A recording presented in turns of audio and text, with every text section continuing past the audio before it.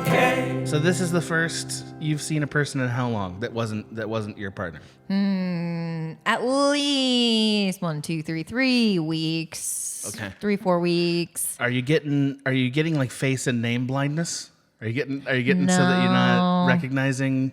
Not really. Okay. I'm a very faces person. Like there are times, for example, when Will and I were in Ireland, we were in the corner of Ireland, in the middle of nowhere. We were on this like really small, tiny road. We stopped over for this tiny like exhibit, and I saw someone there, and I was like, I took a class with her at Northwestern like 6 years, however many years ago. Oh my God. Yes, and I recognized her, and I was like, I do not know her name, but I know that we took a playwright class together. It was like children's playwriting. But she died in a theater fire. Died in a field fire. I know, but I was like, absolutely. Yo, Debbie. It's Debbie. Maggie. What up, Debs? What up, Debs? How'd you come back? I thought you died. Yeah, what you...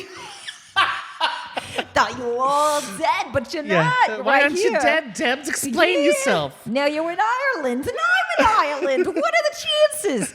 Why did we turn into like Manhattan girls on New Year's Eve for that bit? I don't know. Anyway, wow. Okay, so you're not getting the face blindness. Okay, is that something that happens to you? I've been complaining about this on my stream. I'm having a hard time remembering obscure facts. Oh. And I used to be like didn't matter how much attention I paid to it. It's in there. Yeah. Now it's not in there. Now there's like we'll get back to you later cards. When I like go to research. Like the other day, for instance, like I couldn't remember the name of the movie Chain Reaction, and it really made me mad because I had a reason to remember it. Right. It wasn't there. You couldn't just whip it out. Librarian left an IOU card in that archive. Yeah, they're like, damn it. Oh, Yeah. Damn it. Yeah. Checked out until further notice. It's really happening though. Like, and I think, I'm getting a little older, so that's part of it. I also think it's just like when you're in the same routine every day. Yeah. Anything that's not in that routine's like not that important. Exactly. Yeah. Your brain, it becomes like smooth in some parts. It's just like not needed. Yeah. No. You don't need Yeah, that. that's right. Yeah, I'm basically I'm basically like polished marble on one half of my brain. Yeah, that sounds about right. So you're not having that. Well, you're still in your 20s. So. I'm having bits and pieces. And most, there are things that, like now, and also I'm a big like writer downery type person. Oh, you normally do that. Yes, yeah. Okay, I know, like I have a notebook for my dreams. I write my dreams in. Incredible. A notebook, I got all my notebooks. I have a notebook for every movie I watch. Incredible. I fill out, so it's like Wait. Every movie you watch, you fill out a notebook entry? Oh my God. Yes. Okay, what's in the notebook, please? Just the hundreds of movies that I've seen. Wait, but what do you mean you write them down? What are you doing? Synopses or what is it? Yeah, it's like you do, and actually, this is a sneak preview for anyone that subscribes to me, but I am going to be selling my own film notebook, so I can get you one. Well, then you won't have seen it. Which one? When you sell it, you won't have seen it. Do you understand? Like the record's gone.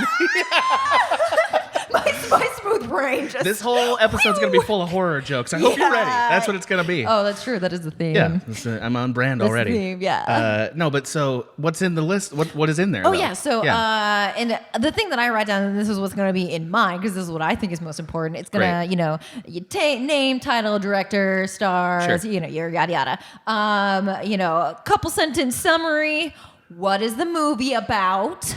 Because, so thematically, yes, what's it about thematically? Yeah. Okay, thematically. interesting. Or to you, what is it about? So it's like it's kind of open ended, and you can kind of just give it your own answer. Personal response. Yeah, your personal response. So you have like the synopsis, personal response. Then you have like your fun bits. That's like what was it? Like best standout.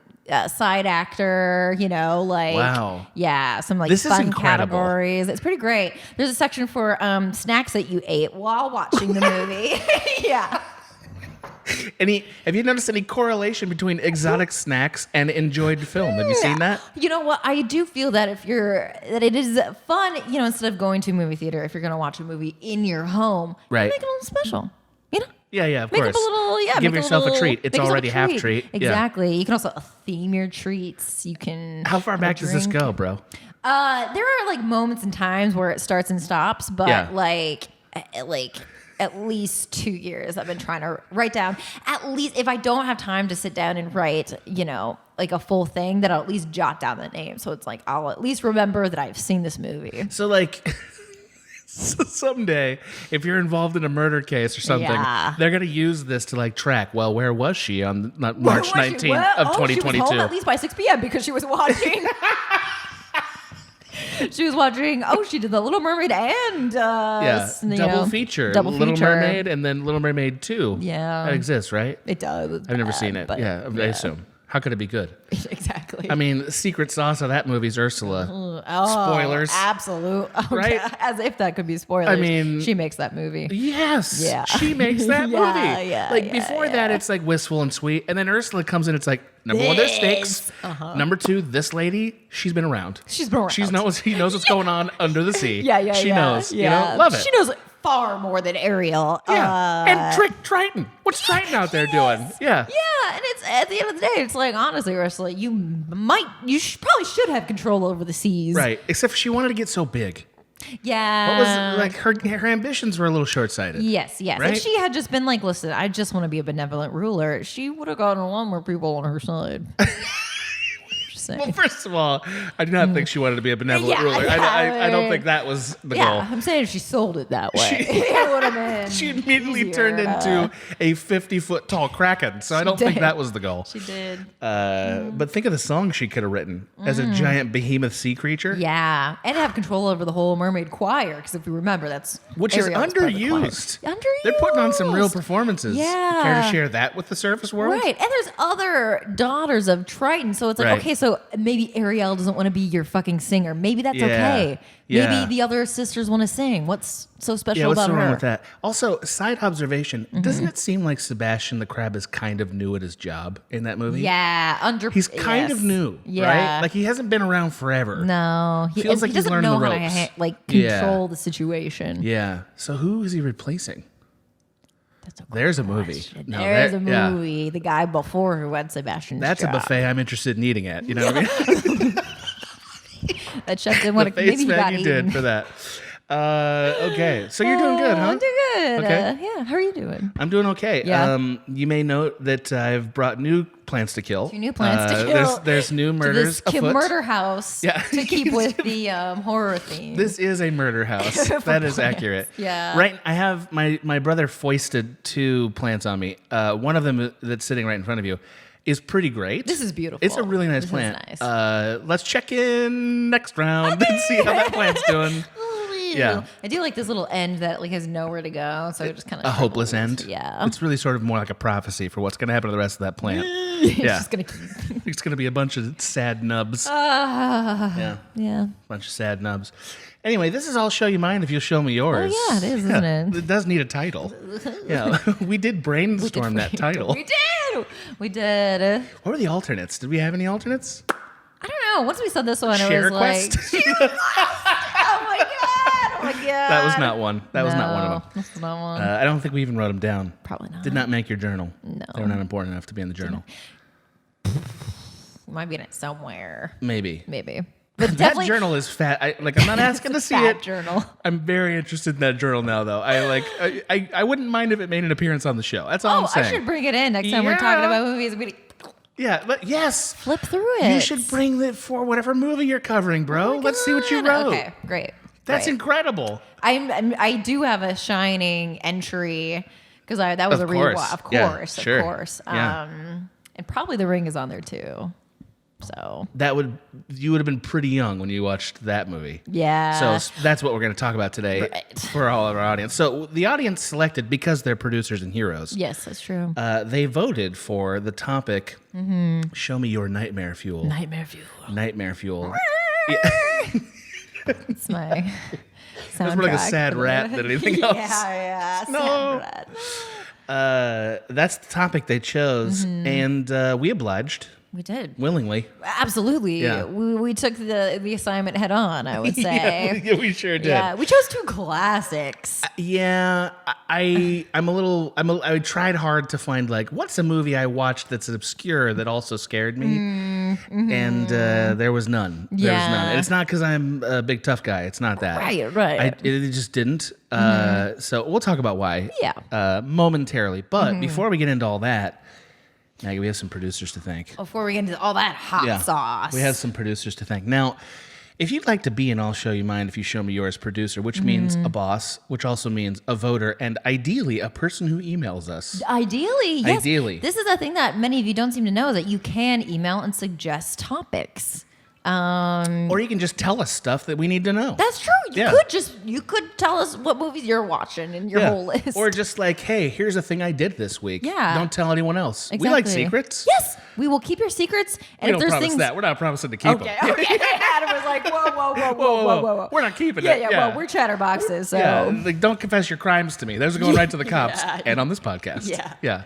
I'm like a priest in a confessional where it's like, I mean, I'm kind of here not to tell on you. But if you say something, I also gotta go to the cops. I forgive you, but also this is hot goss. Yeah. Listen, I forgive you, but I will go to the authorities. Yeah.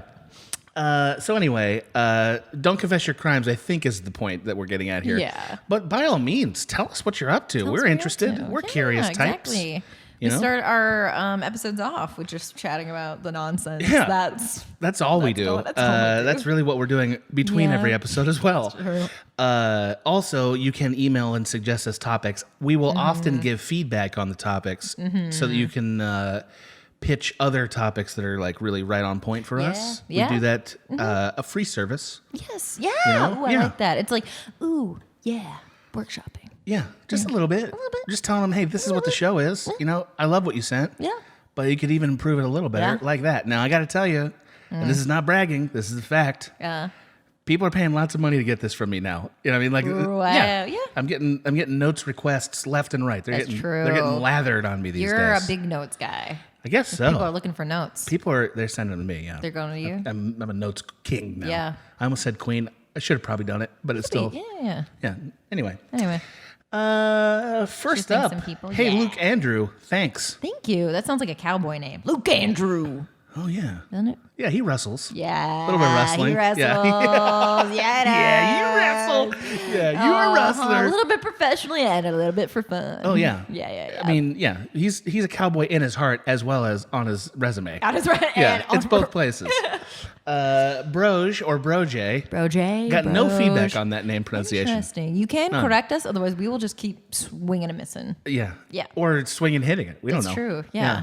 Maybe that's why we're not hitting any feedback. That's true. Maybe there's no wrong answer to this equation. Oh, yeah, that's true. Maybe they don't know their own name and welcome the feedback of what we call them.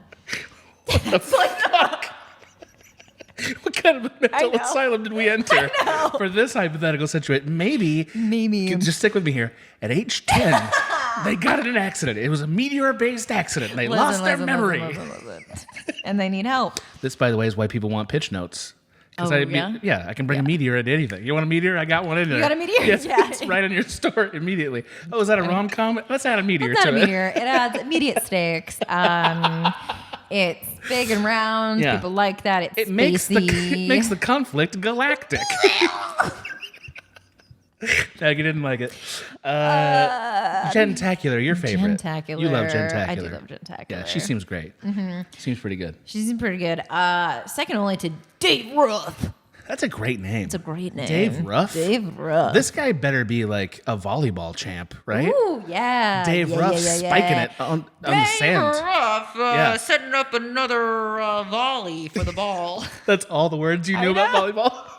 Actually, I did play volleyball. Did you? Yeah, I did. I was a libero. Were you good at it?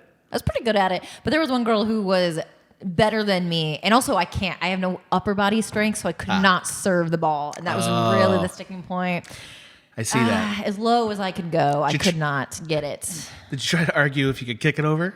Just instead of God, be amazing. I would have. Yeah, I would have. You'd have been great at that. I got a kick, but I don't got a punch. Yeah, you don't get the punch. No. Most volleyball players that I've seen, female volleyball players, are also big. They're tall, right? They're just big people. Yeah, they're big. Yeah, it's a lot of, especially like the momentum of when you're swinging over. You need a lot of muscle to get it to do anything. Yeah, for me, it was like just like hitting walls, just hitting a giant noodle. Just hitting a giant Noodle.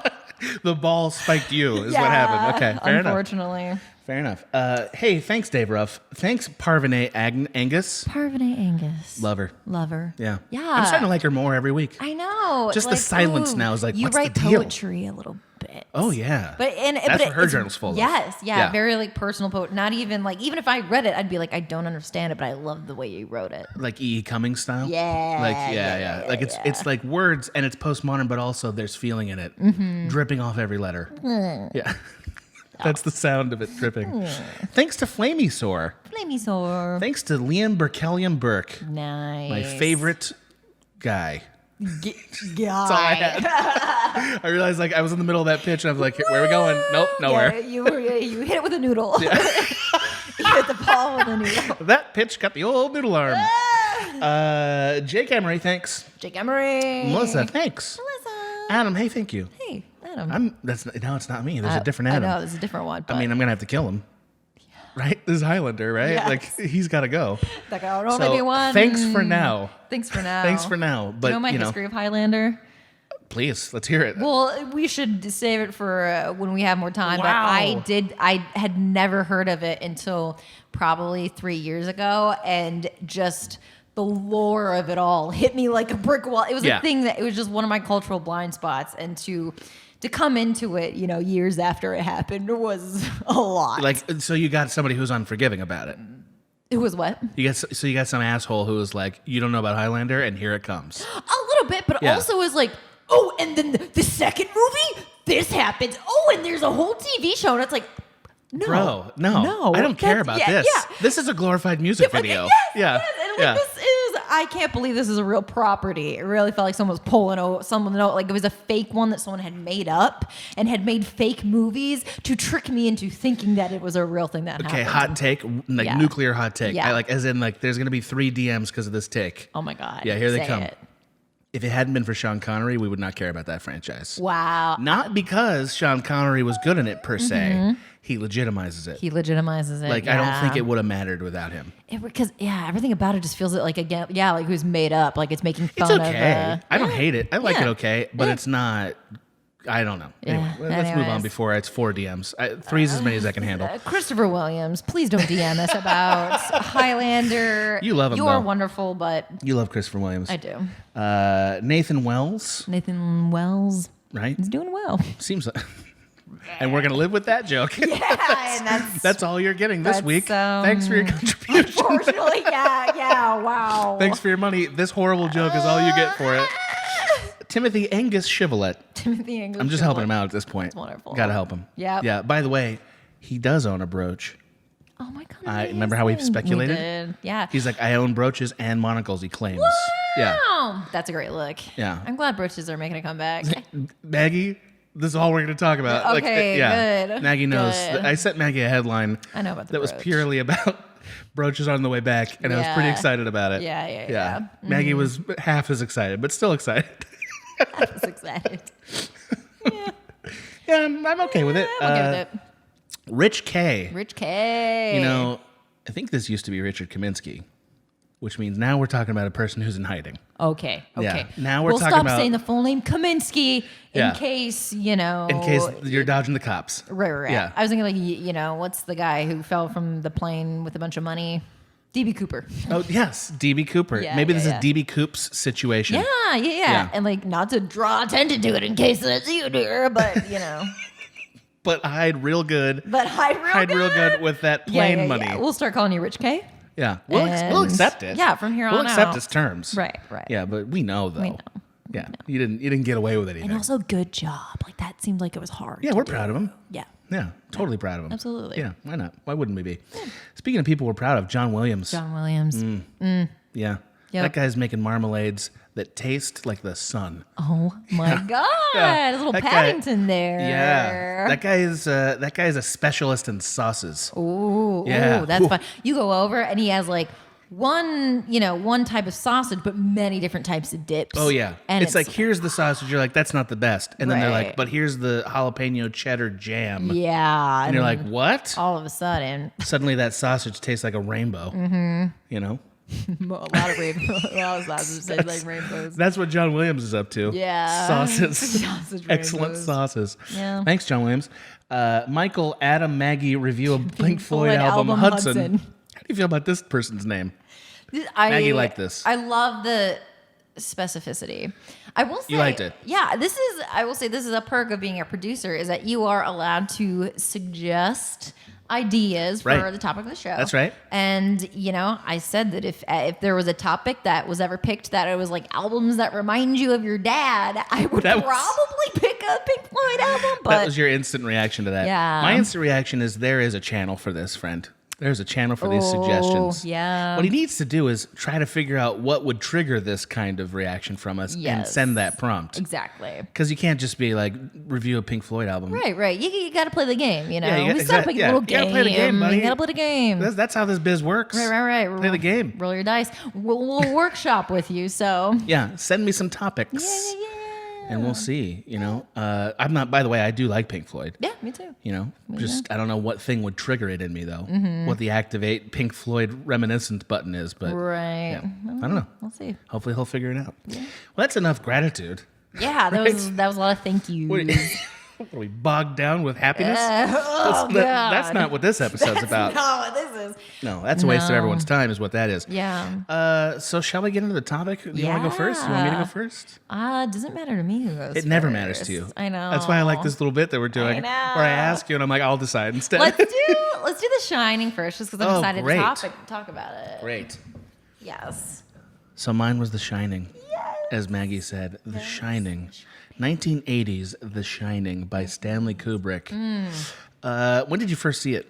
Great question. I did not see The Shining until I was with Will.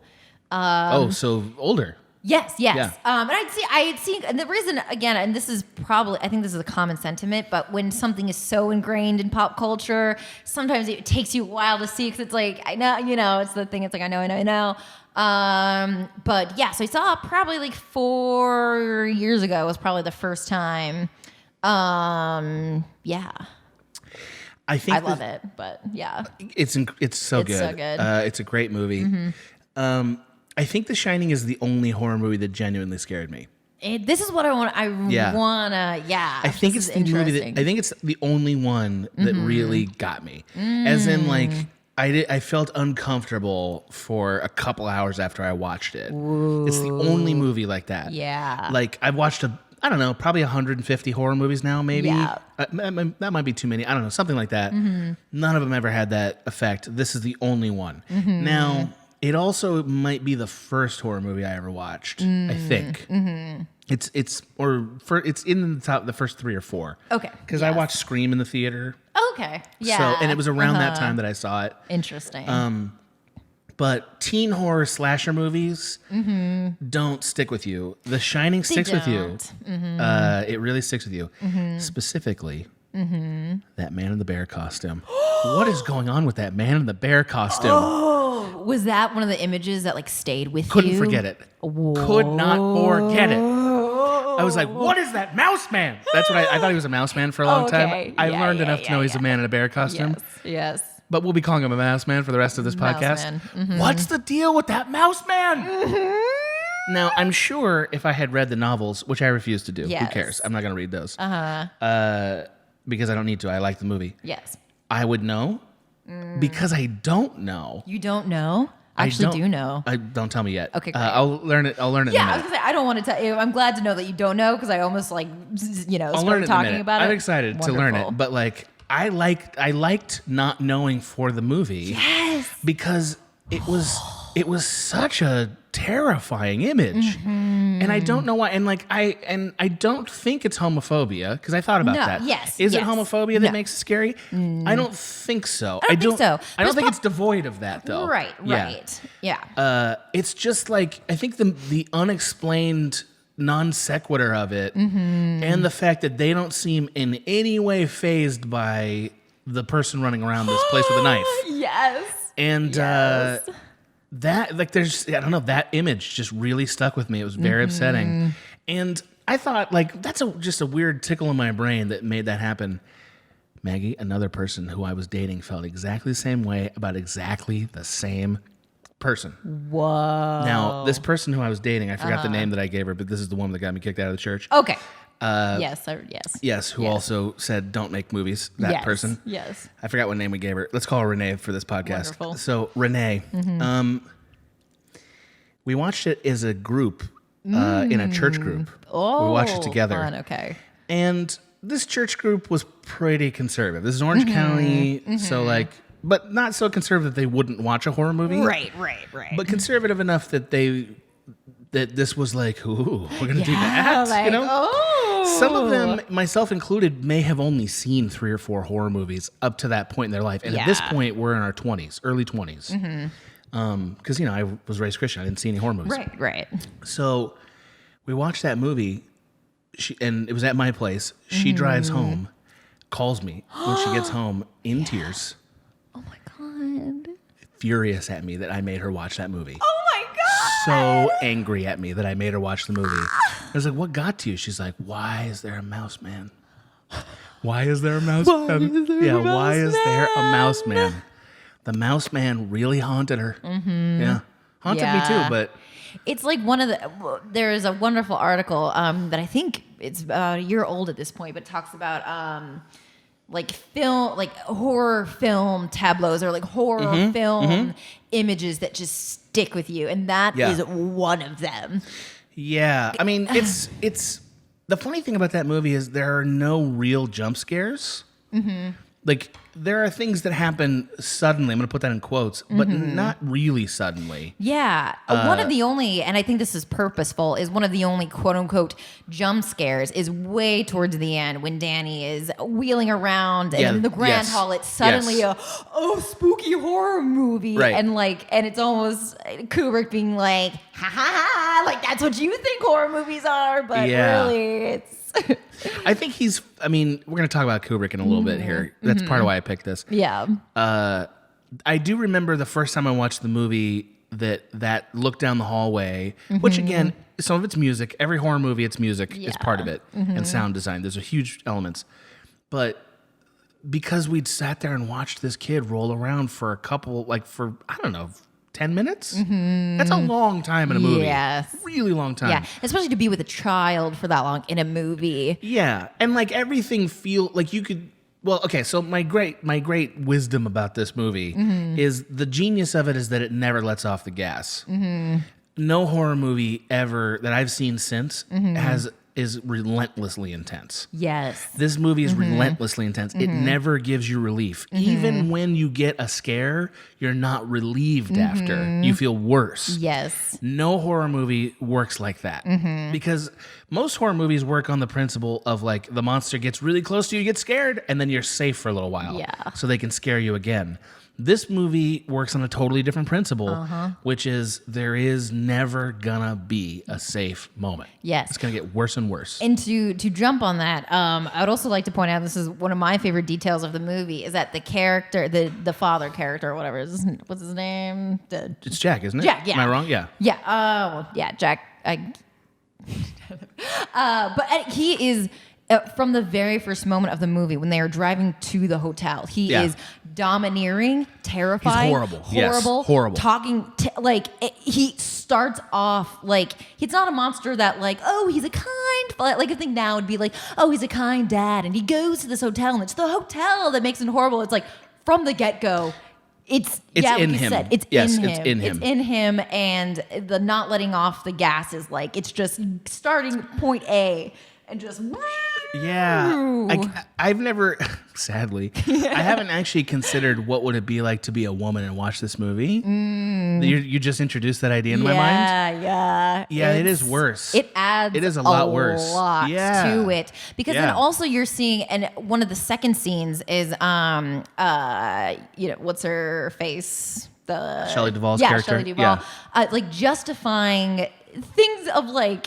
She's like, oh yeah, but he was really mad, when he doing it's like, the standard thing, right? Already starting out in like a very subtly uncomfortable situation, and it just gets worse and worse and worse and worse. By the way, Wendy's the name. Yeah, there we go. Remember. This is the kind of stuff I'm talking about, though, with the memory, where it's like, what's her name? Yeah.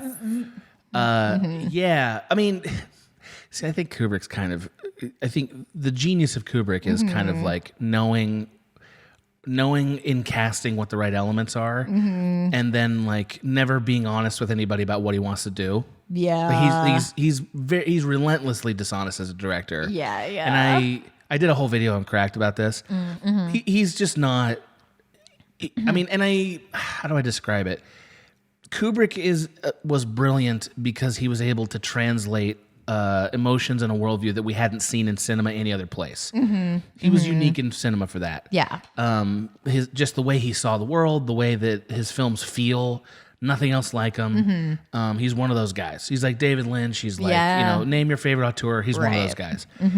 Also, he was able to do it across a bunch of genres and make things that you wouldn't think would be good movies into incredible movies. Yeah. So he's really good at it. The genius in The Shining is, I think that he casts these two actors and then he basically puts them in a world when they're making the film that creates the emotions for real. Yeah. That's what he's doing. Yeah. He's relentlessly alienating and undermining Shelley Duvall, and like in recent years, more attention was paid to that. Yes, yeah, I was gonna and say, rightly so. Yes, rightly so.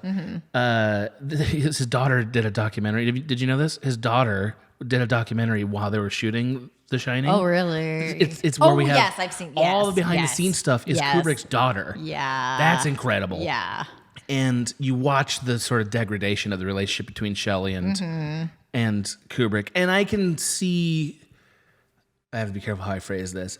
Kubrick has all the power, so like there's no excuse for it. But I can see how those two personalities would not mesh. That makes sense to me. Yeah, yeah. But he's still, I mean, he's getting a performance.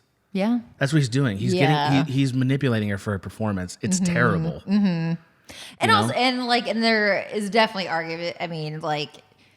Yeah, and there's a thing to do, and there's also a mindset of like, oh, I think I need to do this, versus like, I should ask my actor what will help that, what's best for, there's like an assumption of like how it should be done or how I want it to be done, or she's not the only actress to have this experience with him. Yeah. So like Matthew Modine famously. So, like in Full Metal Jacket, he plays the lead of the movie, and he says, and this is on like a congratulations on your life Stanley Kubrick movie that I saw this. Yeah. So like that tells you a lot about how bad he was. Yeah. He like had a day where he just completely lost faith. He was just like he's out there in the in Vietnam, just like I don't know, and he's in tears. Yeah. And Stanley Kubrick comes driving up in his golf cart. And he's like, "What's wrong, Matthew?" Yeah. And Matthew Modine's just like, "I don't know what you want from me. Yeah. I don't know what you want." Yeah. And Kubrick's like, "You're doing exactly what I want you to do." I know, right? Well, that's the thing. See, this is without getting too deep into the theory, because I do want to stay on the emotional topics, but this is what I think Kubrick's doing. This is my opinion, having Adam's not a scholar. I think that Kubrick, by the time he got to making these later films, he realized that no amount of planning was going to get the best movie. And he had the luxury of time, so he was going to get the best movie. That's what he wanted. And you can watch footage of it. So he'll sit there, he's got a whole crew, and he'll just kind of like, what if we tried this? What if we tried that? What if we tried this other thing? What if we tried a third thing? And for an actor, it feels like this man, who I know is a brilliant filmmaker, is testing me. Right. That's what it feels like is happening. I don't know if that's what's happening, because they don't have they're not moored to any version of the scene. Yeah. Every version of the scene is possible. It's a potential scene that will be picked, Correct. So what that means is when they're on week 2 of the pool table scene, which they did for Eyes Wide Shut, then like the actor no longer knows what they're doing anymore. Yeah. They don't know what they don't feel anything. Right. They don't, like the scene feels like it's from outer space, which is why all the scenes feel like they're from outer space. Because the actors no longer understand the lines. Yeah. They They've don't done understand it them. 500. Yeah. You're watching the 300th out of 500th take. And it's like that. Yeah. That's why it has that sense of like. Of alienation. And I think Kubrick, I mean, again, this is my opinion. I think Kubrick saw people as being like as sort of imitating civility, not being actually civilized. And so his attempt, so what he was doing with his actors was sort of removing their humanity, which sort of plays into the themes that he's exploring a lot. I think that's what he's doing. Yeah. But what a process to undergo, you know? I think that's part of what makes The Shining so scary, though, is that he has the genuine abstraction of humanity from everybody except that kid. Yeah. Everybody in that movie except that kid feels like they're dangerous and unhinged. Yeah. Well, that's like, there's that scene where, I forget his character's name, but the person who works at the hotel is talking to Danny. And basically they're sharing that like they both can shine. It's like those are the only, those are two human characters having a human connection. And they're almost warning each other like, everyone else, you know, like you're saying, like everyone else is so removed from their like humanity. That's like, he's amazing, by the way. What's Scatman Carruthers is the name of the actor. I can't remember the actual name of the character. Oh yeah. Dick Halloran. That's it. Dick in the Halloran. book? Yeah. That's the name of the character in The Shining. Dick Halloran. Not a very memorable name, actually. Yeah. That's why you don't remember the actor is much more memorable. Well, Scatman Carruthers? What a name. Yeah. Incredible. By the way, his interview with Stanley Kubrick, or his interview on the Stanley Kubrick DVD, he breaks into tears immediately about how grateful he was to work with Stanley Kubrick. Yeah. It's like, it's heartwarming. You're just like, oh, dude. Like, you're just so relentlessly positive. You're such a sweet man. Yeah. It's crazy that you're in this movie. I know. Like, I know. yeah. But again, like talking about like perfect casting, like that is what he's supposed to represent. Yes. Is like the only, you know, hope and feeling, and anything outside of this, you know, terrible hotel of. Yeah, he's an interesting guy in the movie because he's really just there to hype up the terror of it and to and as an exposition machine, right? Yeah. But the few things we learn about him are all like sort of reinforce the weird, again, this sort of dehumanized feelings we have about everybody in this movie. Like, what am I getting at? Like, the pace that he says things. Yeah. The pace everyone says things in this movie. It's like everyone's on half speed. And then what do you make of the weird nude portraits he has in his room? Do you remember that those? character? Yes. When they cut to him in the... Remember those long zooms where like he's getting the vision and they cut out and he's got these gigantic nude portraits. Oh my God, yeah. Why? Yeah. Why would you do that? You know? I hadn't thought of that, but it's I do weird wonder. though, right? Yeah. It's weird. And again, there's a weird sexual violence thing going on way under the surface of this movie. There's, you know, like the woman in the bathtub. And like, I think that's another reason why it's terrifying. The woman in the bathtub was, of like the striking images, that's one of the ones that. Oh, yeah. Like, yeah. It's one of the rare times in a movie where nudity was scary. Yes. That almost never happens. Yeah. Almost never. Yeah. You know? That really was like, that person is naked and it's scary because it's like they're vulnerable. You know, it's like, they should be vulnerable, but they don't feel like not. it. You feel vulnerable. Yes. Like they're naked at you. Yeah. They're like naked in your face. Yeah. You know? Yeah. Weird. Yeah. It's weird how they invert stuff like that. So like, I don't want to do a bunch of film theory, but I think that this movie is interesting because, first of all, like horror, like slasher movies and stuff were coming up at the time that he made this movie. It's probably the most famous movie he made in his later period. Like I think after Clockwork Orange, I think this is the one that everybody remembers. Yes. You know?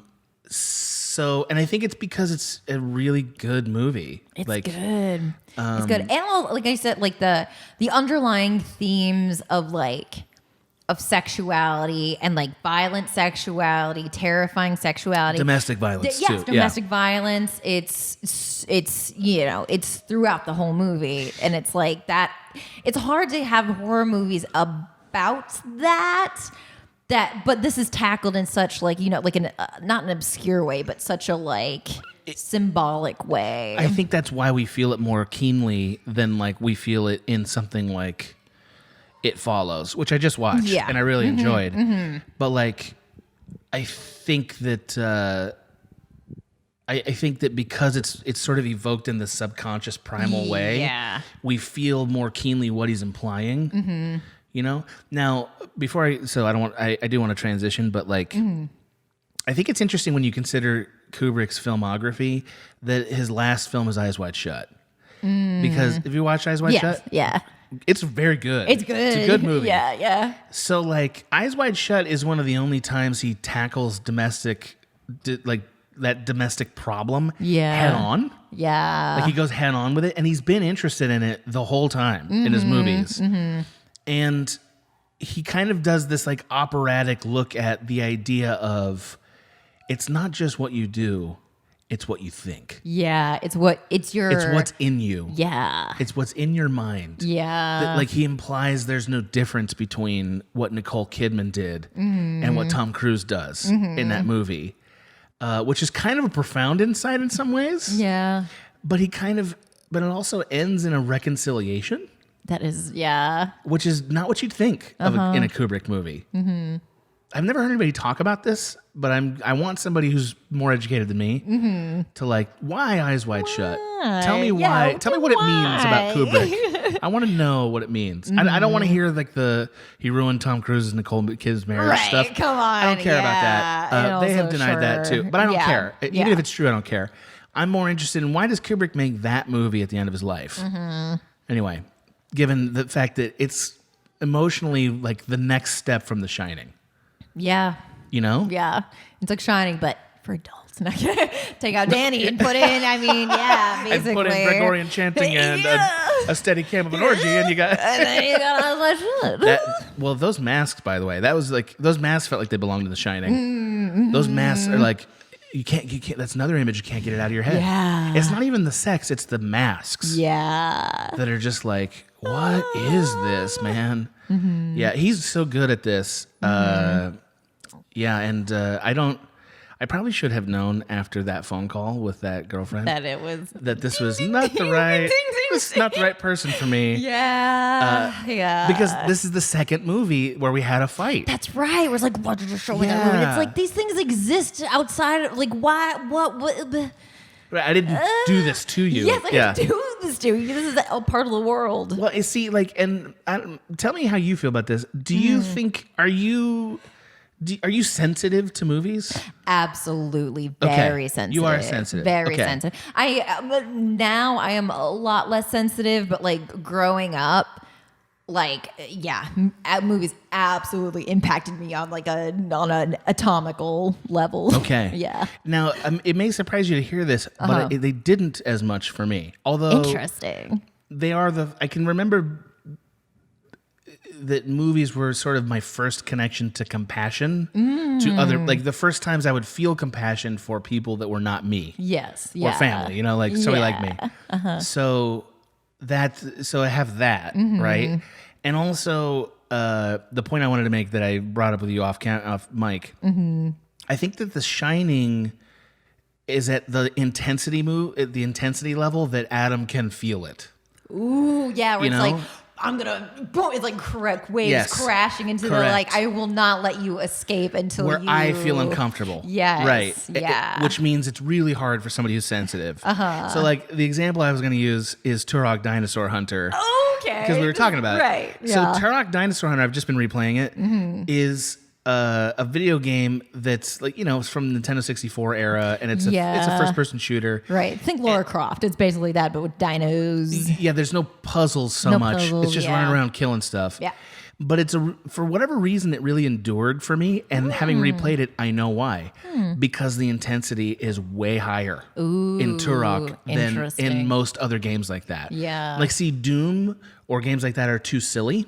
Right. So Turok's not as silly. And Turok, it's got this thundering drum stuff the whole time where you're like, I am killing the shit out of these dinosaurs. And that's The Shining. The Shining is like, is that emotional intensity. Yeah. Where it's like, I'm never letting off the gas. Which tells me, Maggie, that maybe that's one of my destinies to have to deal with. Interesting. Is like, how do I make an intense movie that people can palate? Right. Because I want to. It's in me. Right. Oh, absolutely. Well, but I also say, like, as a person who is very sensitive, I also don't mind when things are very intense because, like I said, like, it just ends up being a very, like, intense, like, experience, which, like, I welcome, but, you know. A lot of people don't, though. That's a lot true. of people, and we've talked about this, but, like, my mom, for instance, can't watch any movie that challenges on that level. Yeah. Just can't do it. And there's a lot of people like that. You know? Like, for instance, we don't really make dramas like that anymore. We don't. You know, we don't make dramas like Kubrick would make, where it's like, it's not about elevating an abused culture or something, or about elevating a group of people who we haven't listened to or heard. That's valid. Right. But we don't make things that are like, here's something that's uncomfortable about you. That's true. You're the problem. Viewer. Right. I'm thinking, that's interesting to me. I love that shit. Yeah. I had the thought of, like, you know, like Spotlight. Fantastic movie, but it's played like, don't worry. It's safe, It's safe. Yeah. It's safe. It gets its point across, but we're sticking with the journalist. So, like, nothing is too, you know, we don't see anything. Whereas, like, if you know, whatever, back up however many years, if you had someone like Kubrick make a movie about what Spotlight deals with, it's like, it would rip your face off. Yeah. You're gonna. You would watch pedophilia is what would happen. Right. Yeah. And and it'd be like, oh my God. Yeah. Well, I mean, I don't want to say that they don't exist. So before somebody actuallys me about this, they exist. They absolutely but exist. Like Kubrick existed in a time where people went to the theaters to watch that. Yeah. And that time, it seems like it may be gone forever. Who knows? I like the movies I like the Lars von Triers of the world, even though they're always laced with problems. I know, but I like I love Melancholia. It's Me like too. one of my crazy movie, crazy banana. But like, again, and that's especially that movie again. Not to talk about people. Speaking of people who have like terrible back. Yeah, he's got a bad background. Yeah. But even like the two sections of that movie, it's kind of like the first part with like Kirsten Dunst. Like, here's the movie that like.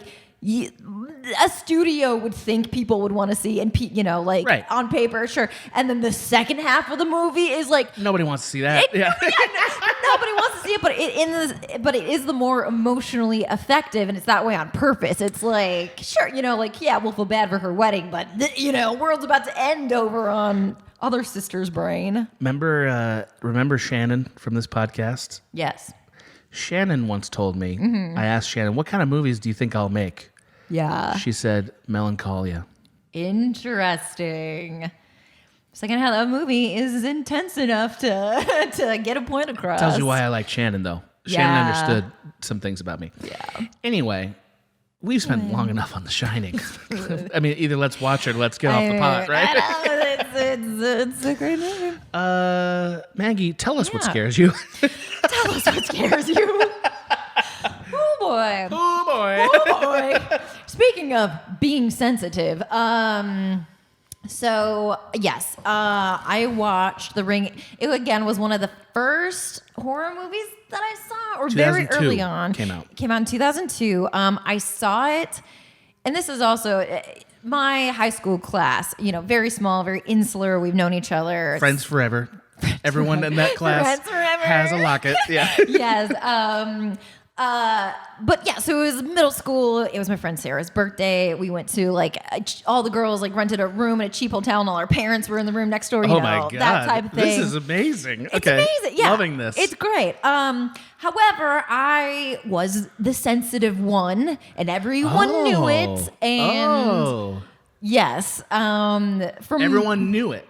Yes. I think. How did they know? What happened? Are you I think it's easy. Too early to ask that question? No, I don't think so. But I think when there's a kid in your class that like you can just know who the sensitive one is, and they're gonna get most of the shit because they're affected by it. Like, that's just the truth. I do know. Yeah, if you. This is a surprising piece of information. Oh, is it really? A little bit. I know that you have a soft little underbelly. I know that, but like you're older now, so you've constructed. Yeah, this is a response to this. Yeah, yes. Interesting. Much of my current adult girl boss.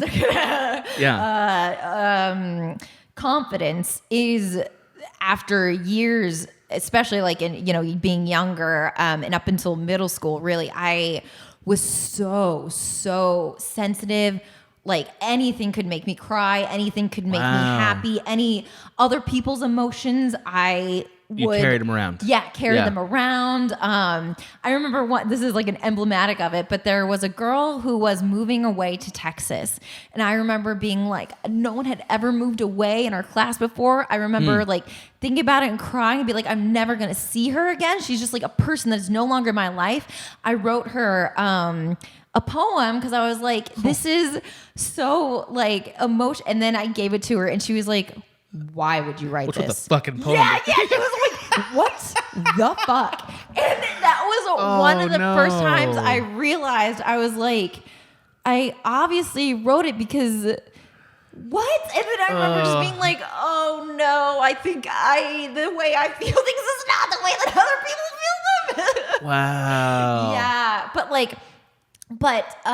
Yeah, so, and I was just the sensitive kid. I was picked on a lot.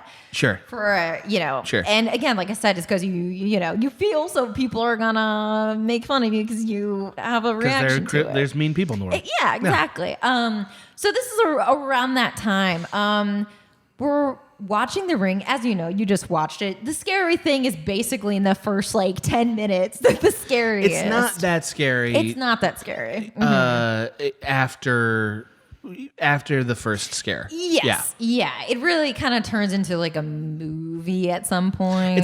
I almost feel like it's kind of a thriller, really. If the video elements themselves weren't so like creepy, yes, it would be a thriller, right? Basically, Yeah, that's great. That's fine. Doesn't mean you shouldn't be scared, right? Well, all to say is that the image of the ring girl, crawling on the ground, and also it all plays into again being very sensitive and also having a love of movies. Like this was a time where I was eating movies like candy bars, and so this idea of a movie literally affecting you, that was a thing that I already felt and was doing, and then suddenly to have a horror movie be like, okay, but what if it was a bad thing? Yeah, what if the feelings were bad ones? Exactly.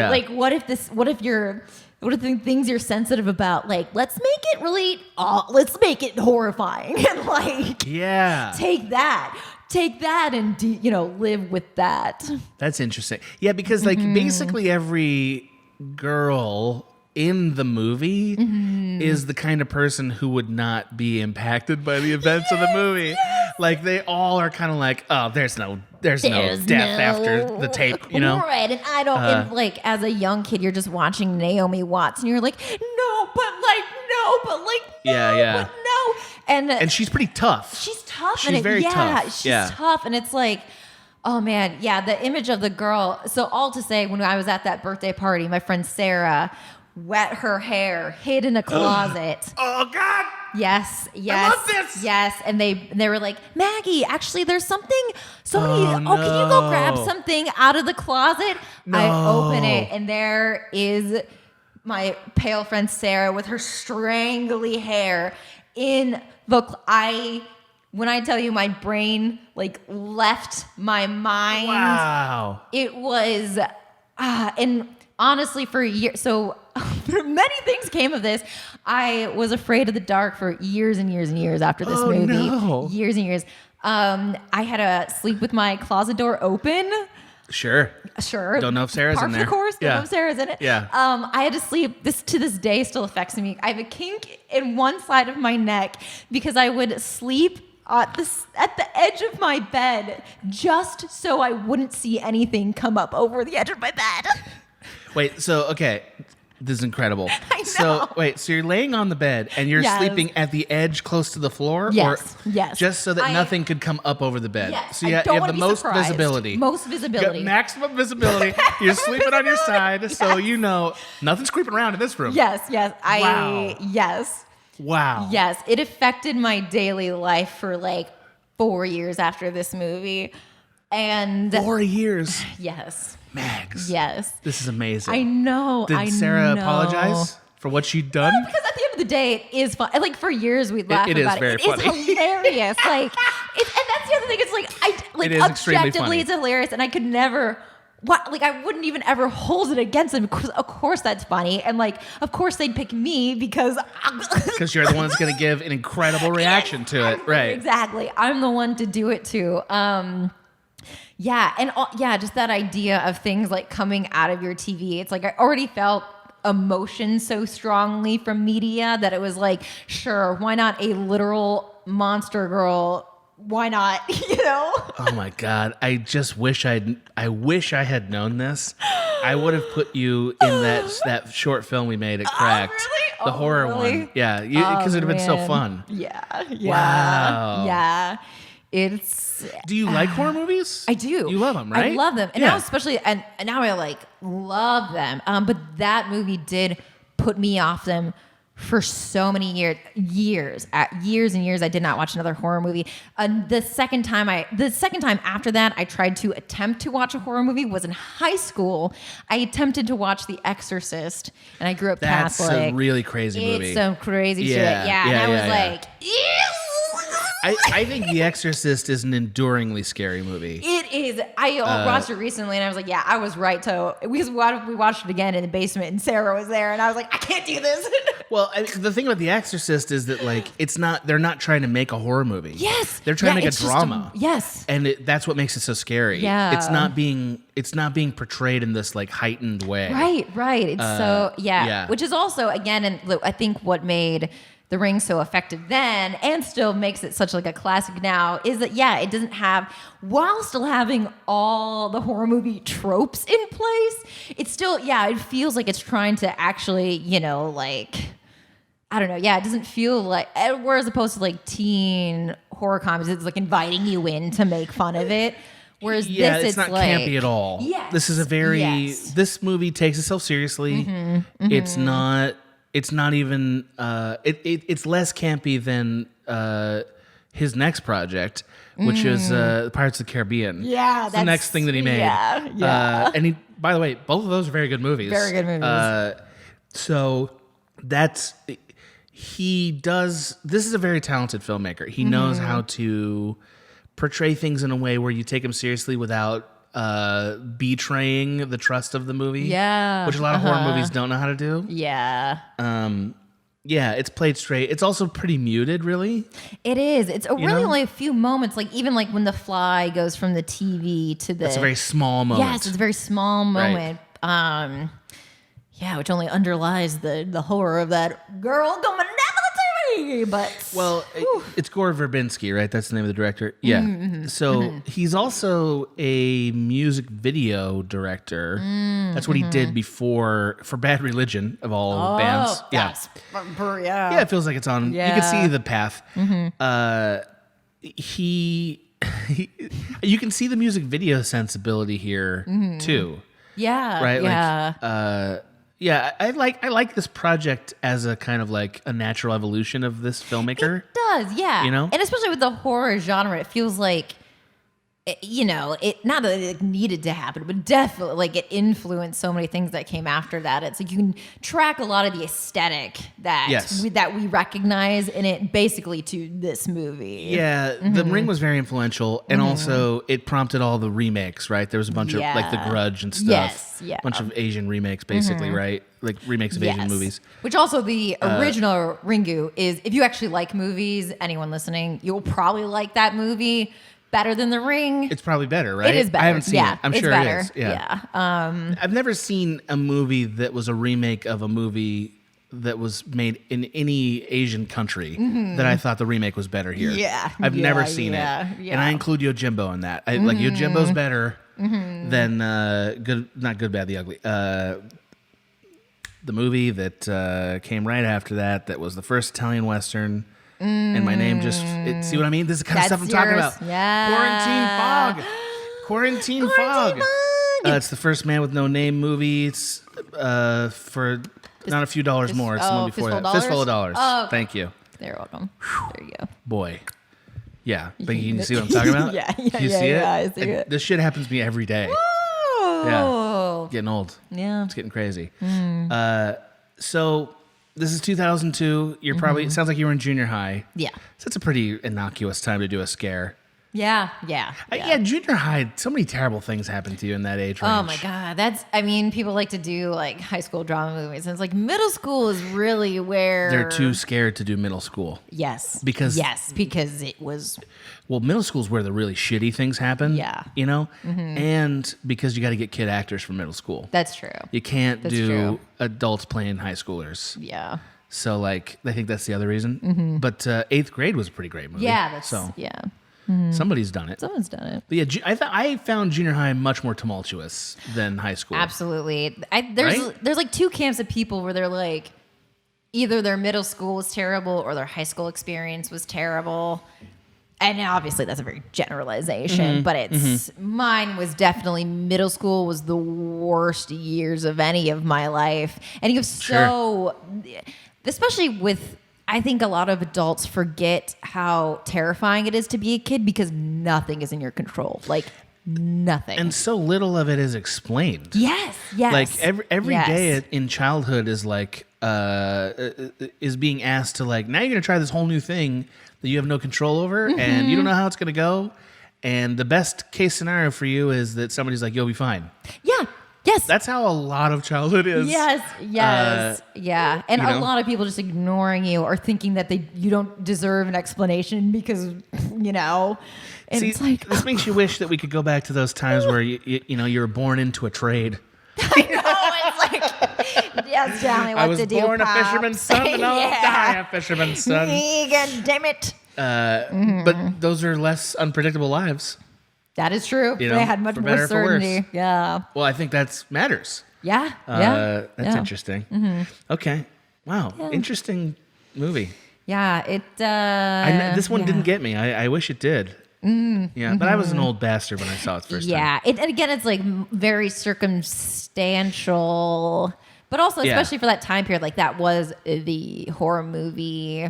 And the reason we watched it was because it was, everyone else was, all the high schoolers were talking about it, Your parents were cool with you watching a horror film when you were in middle school? Yeah, well, and also, my high school actually, or that class, they would watch horror movies. Like most of my memories of watching horror movies are from girls in my class being like, we're all gonna go see blank. And it was like the most disgusting horror movie whatever was out. Like, House of Wax. I remember. House of Wax. Yeah, you remember House of Wax. How could I forget? Exactly. It's burned into my brain. Wow. I mean, and that's also why for a while I was just off of horror movies because that's the only thing that like my high school friends ever wanted to see. And it was all like the grossest shit, whatever was out. The other thing that kind of struck me when I was rewatching it today, how much shit was made basically with prep schools in like the late 90s or kind of all the 90s. Yeah. Like that, we were obsessed with prep schools in that period of time. Now it's like, I would not want to watch a movie about a prep school. I know. I don't want to go back there at all. Unless it's like, to find out the secret dark skull and crossbones shit they're doing, Right. Which the 90s did, by the way. But like, this is also a prep school movie. Yeah. That's where it starts. Yeah. Those two girls are in like prep school outfits. Yeah, that's another weird thing. Somebody should write a book on that. Prep school in the 90s and why we were so obsessed with it. Yeah. Yeah. It's probably because boomers had kids in prep school, right? It's probably that and simple. they're like, I hate my kids. Let's make them satanic. I hate my kids. How do I fix it? Satan. I'll fix it. I'll fix it. Well, we have some more producers to thank, we do Maggie. have more producers to thank. We have a few more. Nicholas Fabian. Nicholas Fabian. There's a handsome man. Right? Handsome. Yeah, beautiful handsome. man. Second only to Adam Duncan. You believe in Adam Duncan? I believe in Adam You're an Duncan. endorser. I do. Yeah, you're getting right on board. Okay, Yeah. I like that. I need him. I need to see him prove some stuff. Okay. I want to see him prove it. This is fair. That's all. This Yeah. is fair. Step it up, Adam. Duncan. Prove it. Adam. Prove something. Prove something, yeah. Allie Bushel. Allie Bushel. Right? It's Bushel? Bushel? Bushel. It's not Bushel, right? If it is Bushel, I need to see an accent mark. Yeah. Correct us obviously if we're wrong, but I can't. I'll accept your pronunciation, but I will request an accent mark over your name for the rest of your life. Yeah. That's all I'll ask. Yeah. Jessica M. Jessica M. Thank you. Classic. Thank you. Classic. Yeah. You can see her running a club of spies, right? Absolutely. Jessica M. M. Jessica J. It's a bunch They're of all They're all Jessicas. Jessicas. She's Jessica M. Oh my God. Mechanics expert. The House of The House of Jessicas. The House of Jessica. And they're all spies We should named write Jessica. that. That'd be funny. That's a very stupid idea. That's a really Write stupid that down. idea. Great. I love it. Write it down, producers. Okay. Timothy Schreiner. You love him so much. I love Timothy Schreiner. Yes. We've done so much. Yes. I've been rereading Moby Dick of late. Oh. Trying to. It's one of Will's favorite books. It's a really good book. Timothy Schreiner's name once in a while comes swimming into my consciousness. Because it's just one of those words that feels like it belongs back then. Yeah, it does. Becky Hillbig. Becky Hillbig. Yeah.